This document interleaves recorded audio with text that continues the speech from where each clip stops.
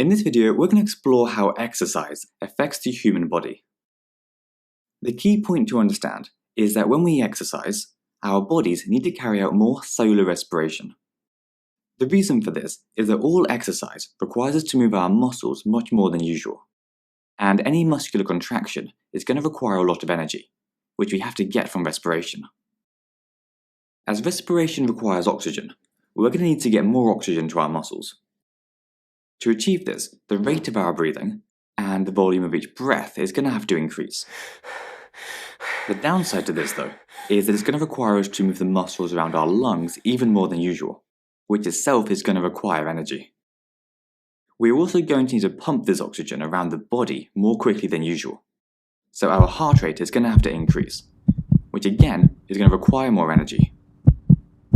The plan, though, is that with all of this increased effort that we're putting in, it'll mean that we can supply enough oxygen to all of our muscles, and so continue to use aerobic respiration. Sometimes though, such as when we're sprinting or cycling really fast, there just won't be enough oxygen to keep up with all of our demands. And so our cells will have to start using anaerobic respiration as well. Now, as you might remember from our last video, anaerobic respiration is far less efficient than aerobic respiration. But if there's no spare oxygen left, then it's the best option our muscles have to get the energy that they need. So it doesn't matter that it's less efficient. The main problem with it, though, is that it produces lactic acid as a product, which will build up in our tissues and gives you that burning sensation in your muscles that you sometimes get after you exercise. Once you've finished exercising, your body needs to get rid of all of this lactic acid by reacting it with oxygen. So the more lactic acid that you've built up, the more oxygen you'll need, and we call this an oxygen debt.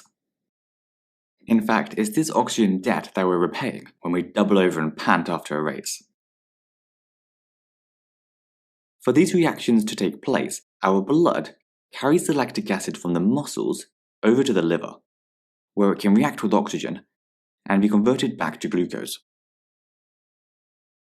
The last thing we're going to look at before we finish is how we can investigate these effects of exercise on the body. The main two things we can measure are breathing rate and heart rate.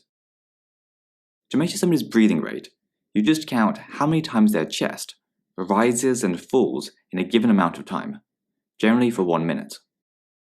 For heart rate, you can just measure your pulse, which you can do by placing 2 fingers on an artery in your wrist or in your neck. The sort of questions you're going to get around this topic will probably involve measuring things before and after exercise, and then describing or explaining how they've changed.